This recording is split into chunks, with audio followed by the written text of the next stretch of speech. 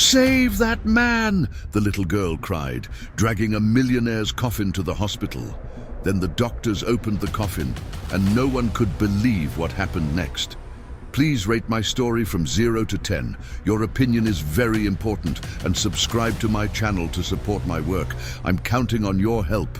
The sound of bare feet echoed on the wet pavement of the pre-dawn city when the 4-year-old girl appeared, running desperately through the streets of the metropolis. Her thin legs trembled under the disproportionate weight she dragged behind her, a small, ornate casket that shimmered under the streetlights, creating a surreal contrast with her fragile figure, who looked more like two due to extreme malnutrition. "Save that man! Please save him!" she cried with all the force her small lungs could muster, while her tiny hands gripped the gilded handles of the casket, leaving bloody marks where her nails dug into her delicate skin. The few passers-by stopped in shock, unable to process the bizarre scene unfolding before their eyes. A child, practically in rags, with tangled hair and a face streaked with tears, pulling an object that should have been impossible for her to move alone. Some tried to approach and help, but she waved them away with hysterical screams, protecting her precious cargo as if her own life depended on it. When she finally reached the automatic doors of County General Hospital, her small body collapsed on the cold marble floor, but her hands never released the casket. "He's in here! He needs help!" she sobbed, pounding her fists on the side of the ornate object. The emergency room nursing staff rushed to her, initially thinking she was a child in a psychotic break. The head nurse, an experienced woman who had seen it all in her 20 years of practice, knelt beside the girl and tried to calm her with a gentle voice. "Honey, what do you have there? Can you show me?" The little girl raised her big, desperate eyes, fixing them on the nurse's face. "He can't die, he can't. I brought him here for you to save." With trembling hands, the nurse carefully opened the gilded latches of the casket. What she found inside left her completely speechless. Lying on a red velvet lining was an adult man, clearly unconscious but breathing. His features were those of someone young, around 30 years old, with striking features that suggested good genetics and attention to appearance. His clothes, even crumpled, were visibly expensive, an Italian suit that cost more than many people earned in a year. "My God," murmured the nurse, urgently signaling the doctors on duty. "Get a gurney. Now!" While the medical team mobilized all resources to transfer the man, the girl remained glued to the empty casket, refusing to move away for even a second. "I'll stay with him. He needs me. He always needed me." Dr. Ramirez, the most experienced emergency room doctor at the hospital, cautiously approached the child while his colleagues took the patient to the trauma room. "Little one, do you know this man? Is he your father?" "No," she replied, wiping her nose with the torn sleeve of her dirty t-shirt. "But I know him. I know everything about him. I know he likes black coffee at 6 in the morning, that he walks around the big house every night talking to the pictures on the wall, and I know someone is making him sick." The doctor frowned, intrigued by the child's words. How could such a small girl know such specific details about a man who clearly belonged to a completely different social class than her? "How do you know these things about him?" The girl lowered her eyes, nervously playing with a loose thread on her clothes. "I see him all the time. He lives in the big house with the golden gates. He gets very sad all alone in there." "And how did this man get into this casket?" "I found him lying in the garden of his house. He was very quiet, quieter than usual, so I took the pretty casket that was in his room and put him inside. I knew you would be able to help him here." Dr. Ramirez felt a chill run down his spine. The story didn't make logical sense, but there was something about the child's absolute sincerity that deeply disturbed him. How could a 4-year-old girl move an unconscious adult man? And why did she care so much about someone who should be a complete stranger? At that moment, a social worker arrived, clearly alerted to the unusual situation. "Doctor, we need to take care of this child. She's obviously in a state of neglect." "No!" cried the girl, clinging to the doctor's leg. "I'm not leaving. He needs me. If I leave, he'll be sad again." "Little one, you need care too. When was the last time you ate?" The girl paused to think, as if the question was completely irrelevant. "I don't remember, but it doesn't matter. He's more important. He has a lot of money, you know. A lot of money. But money doesn't make him happy. Nothing makes him happy since the pretty lady in the picture left." Dr. Ramirez and the social worker exchanged worried glances. With each word, the situation became more complex and mysterious. Who was this man really? And what was the true connection between him and this seemingly abandoned child who demonstrated intimate knowledge of his life? Meanwhile, in the trauma room, the doctors worked frantically to stabilize the patient. His vital signs were weak but stable. Preliminary tests revealed something disturbing. There were traces of an unknown substance in his blood, something that shouldn't have been there. The possibility of poisoning began to emerge as a frightening reality. Outside, the girl remained sitting on the cold hospital floor, hugging the empty casket, softly humming a sad melody that echoed through the silent corridors of the pre-dawn hours. 3 weeks had passed since that surreal morning, and the girl hadn't left the hospital for a minute. She slept curled up in plastic chairs, bathed in public restrooms, and ate only the scraps she could find in the cafeteria or from the occasional kindness of some compassionate employee. Dr. Ramirez watched with growing fascination how the child seemed to instinctively know the patient's state of health. Whenever the heart monitors changed rhythm, she would come running down the hall, even if she was sleeping on another floor. When his oxygen levels dropped, she would knock on the ICU door, insisting that he wasn't doing well today. "It's impossible," the head nurse muttered to her colleagues. How does she know these things? The mystery deepened when they discovered the patient's identity. Through his fingerprints, they identified him as one of the wealthiest businessmen in the region, owner of a fortune built through smart investments in the stock market and investments in various sectors. His mansion was worth millions, his assets in stocks and investment funds were astronomical, and even his investments in bitcoins represented an amount that most people couldn't even imagine. But there was something more disturbing. Officially, he had no family. His records showed only a stepmother as the beneficiary of his inheritance, an elegant woman who managed his business while he remained in a coma. That's when she appeared at the hospital for the first time. The stepmother arrived on a rainy afternoon, wearing an impeccable outfit and carrying a designer bag that cost more than many families earned in a year. Her heels echoed authoritatively through the marble hallway as she walked straight to the information desk. "I've come to see my stepson," she announced in a cold, calculating voice. "And I'd like to know why there's a dirty child disturbing the hospital environment."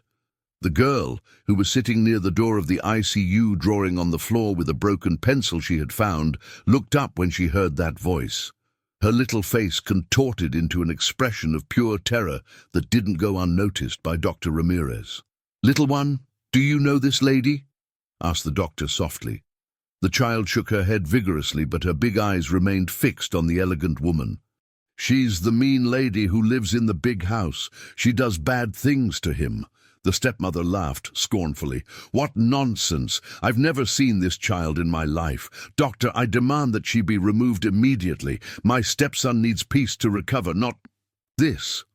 "Actually," interrupted Dr. Ramirez, "this child was the one who brought your stepson to the hospital. Without her, he probably would have passed away."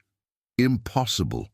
A child of this age wouldn't have the physical strength to move an adult man."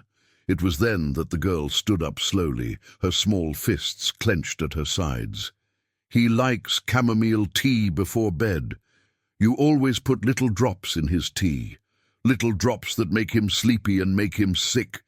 The silence that followed was deafening. The stepmother paled visibly, her eyes narrowing as she stared at the child. What nonsense! Where would this girl get such an idea? I see you through the big window in the living room. Every night you take the small glass from the drawer and put it in his tea. Then he gets very tired and talks to the pictures on the wall until he falls asleep on the floor. Dr. Ramirez felt his heart race. If the child's words were true, they were facing a case of slow, premeditated poisoning. "What kind of drops?" he asked, trying to keep his voice calm. "Clear drops that don't have a smell. She keeps them in a small box, along with other shiny things in her bedroom drawer." The stepmother took a threatening step towards the girl. "Enough of these fantasies. This child obviously has mental problems and is making up absurd stories." "You also take money from his secret drawer," continued the girl, seemingly immune to intimidation. "A lot of money. You count the bills every Thursday when he's too tired to leave the room."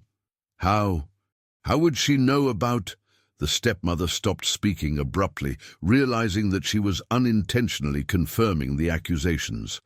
Dr. Ramirez discreetly called security while observing the interaction. The stepmother's body language had completely changed, from authoritarian to defensive, from confident to nervous. "Where do you live, little one?" he asked the child. "I don't live anywhere. I stay in places. Sometimes under the bridge, sometimes in the park, sometimes on the wall of the big house." "On the wall? It's tall, but there's a big tree that helps you climb up. From there you can see everything that happens inside the house. She's always mad at him, always yelling, but he never yells back because he's very sad." The stepmother tried to compose herself, adjusting her designer bag nervously. "This is ridiculous. A trespass on private property. I'm going to call the police to remove this child." "Actually," said Dr. Ramirez, "I think we need to investigate these allegations more deeply, especially considering that our toxicology tests identified traces of an unknown substance in the patient's blood." The stepmother's face lost all color. "Substance? What kind of substance?" "We're still investigating, but it's something that shouldn't be there.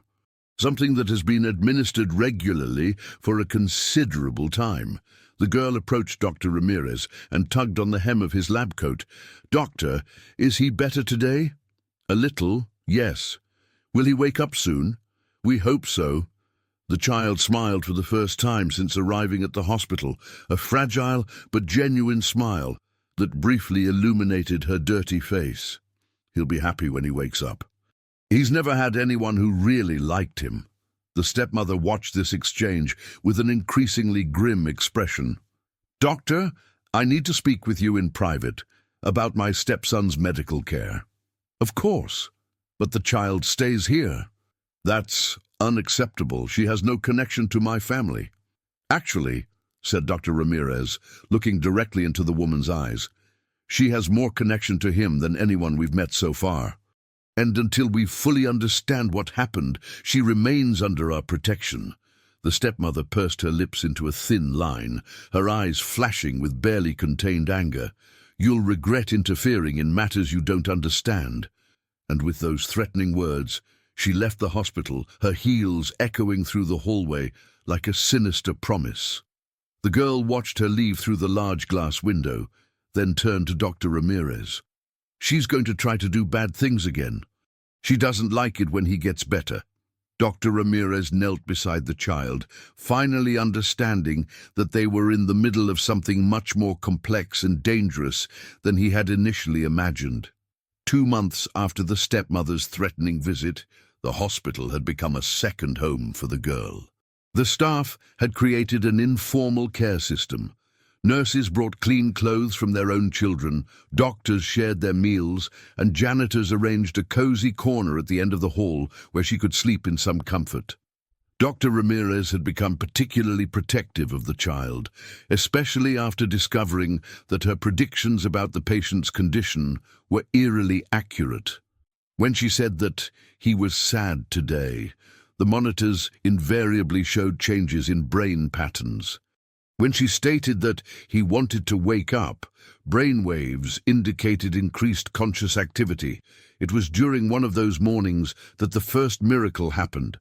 The girl was sitting next to the millionaire's bed, as she did every morning, telling him about the things she saw through the hospital window. "Today, there's a little bird making a nest in the tree outside. He's working hard to make a pretty house. Just like you used to do in your big house, always fixing things to make them pretty." It was then that she noticed something different. His fingers, which had remained motionless for weeks, twitched slightly. Her big eyes widened as she carefully held his hand. Dr. Ramirez!" she cried, running down the hall. He moved his hand." When the medical team rushed in, they confirmed that there were signs of significant neurological improvement. For the first time in months, the patient was demonstrating voluntary motor responses.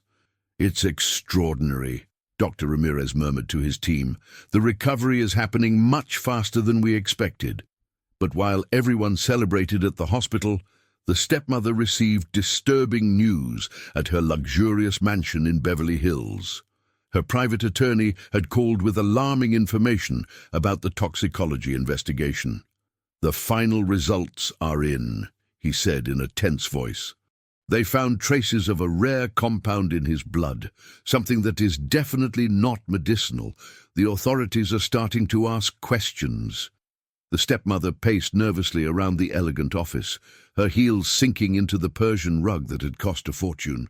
Her financial investments, her holdings, all her wealth depended on maintaining control over her stepson's assets. If he fully woke up and regained his memory, "I need to see him again," she decided. "And this time I'll solve the problem of the child once and for all." At the hospital, something extraordinary was happening. During physical therapy that afternoon, the millionaire opened his eyes for the first time in almost 3 months. His vision was blurred and confused, but he was conscious. The first person he saw was the little girl, sitting in a chair beside his bed, drawing something on a paper that a nurse had given her. Who are you?" he murmured in a hoarse voice, still weak from months of unconsciousness. The girl looked up, and when she saw that he was awake, her face lit up with a joy so pure that it made his heart clench in a way he didn't understand. "You're awake. I knew you would wake up," she said, jumping from the chair and running to call the doctors. "Dr. Ramirez!" He opened his eyes. In the following days, as he gradually recovered, he discovered that there were significant gaps in his memory. He remembered his life up to about 2 years ago, but everything after that was a confusing blur. He didn't remember how he had ended up in the hospital. He didn't remember the girl, and strangely, he only had fragments of memories about his stepmother. "She's your stepmother," Dr. Ramirez explained carefully. "She's been managing your businesses while you were indisposed. And the child. She was the one who brought you to the hospital. She saved your life." The millionaire looked at the girl, who was sitting quietly in the corner, playing with some colorful blocks that someone had given her.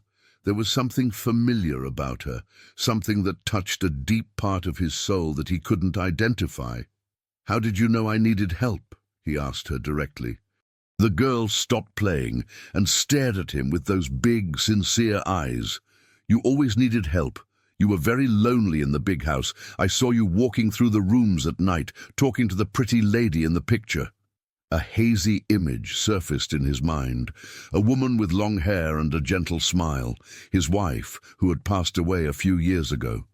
The memories came in painful fragments. "You were watching me. I was taking care of you," she corrected him simply. "Someone needed to take care of you." It was at that moment that the stepmother appeared in the doorway, carrying a bouquet of expensive flowers and a forced smile that didn't reach her eyes. "My dear stepson, what a relief to know that you're finally awake," she exclaimed, but her voice sounded artificial, rehearsed. The millionaire looked at her in confusion. There was something about her that made him uncomfortable, although he couldn't identify exactly what. "How are you feeling?" "The doctors told me you might have some memory problems." "Some," he admitted. "I don't remember much of the last 2 years."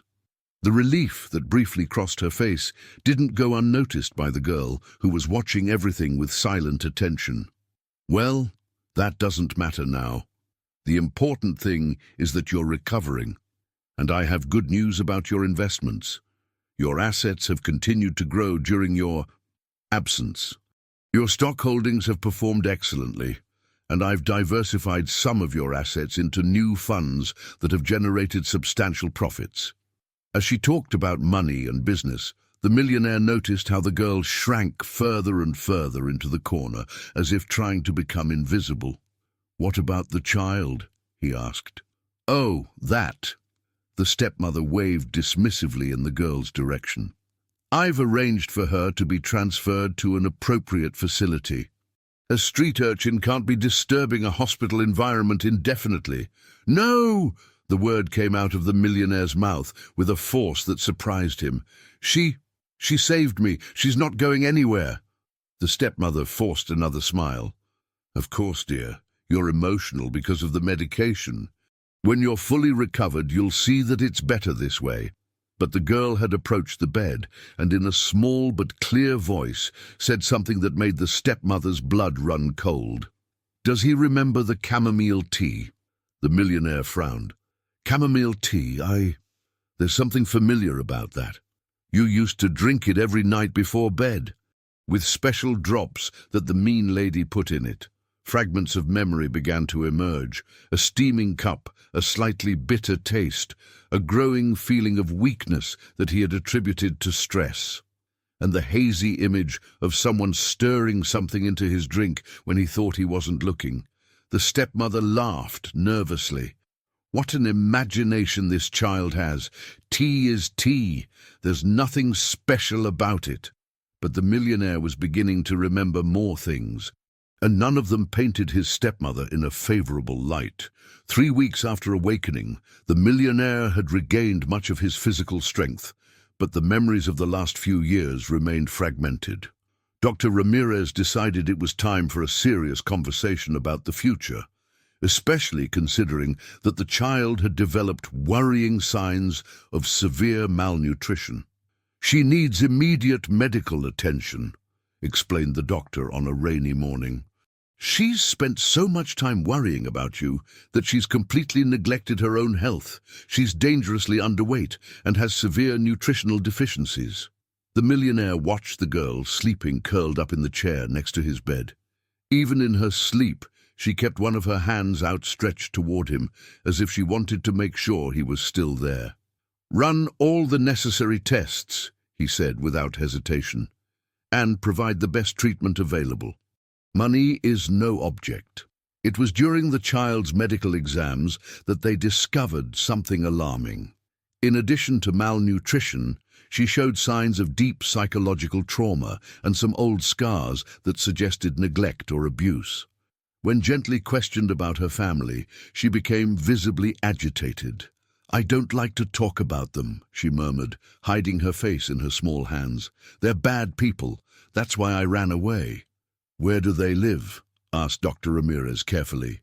"Far from here, in a small, smelly house. They drink things that make them angry and yell a lot." The millionaire, who was following the conversation, felt a growing anger burning in his chest.